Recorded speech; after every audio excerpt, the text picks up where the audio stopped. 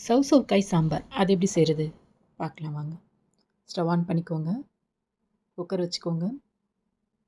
பருப்பு அது மூழ்கிற அளவு தண்ணி ஊற்றிக்கோங்க. பருப்பு வேக வைக்கிறதுக்காக மஞ்சள் தூள், தக்காளி, வெங்காயம், பச்சை மிளகாய், பூண்டு, கொஞ்சம் சீரகம், கொஞ்சம் பெருங்காயத்தூள், பருப்பு ஈவனாக வேகிறதுக்காக கொஞ்சம் எண்ணெய் சேர்த்து ஒரு 4 விசில் வச்சு பருப்பை தனியாக எடுத்து வச்சுக்கோங்க. இப்போ அதே குக்கரில் சௌசௌக்காய், தக்காளி, சின்ன வெங்காயம்,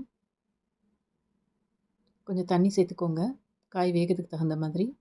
அதோட தனி மிளகாய் தூள், சாம்பார் தூள், உப்பு இதை சேர்த்து இதையும் ஒரு 2 விசில் விட்டு வேக வச்சு தனியாக எடுத்து வச்சுக்கோங்க.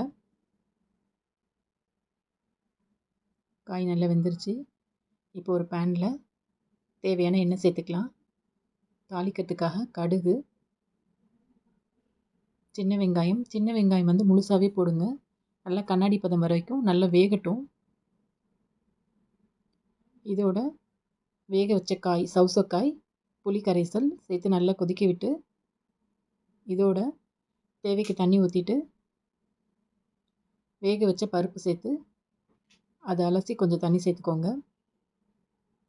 நல்ல கொதி வரணும்.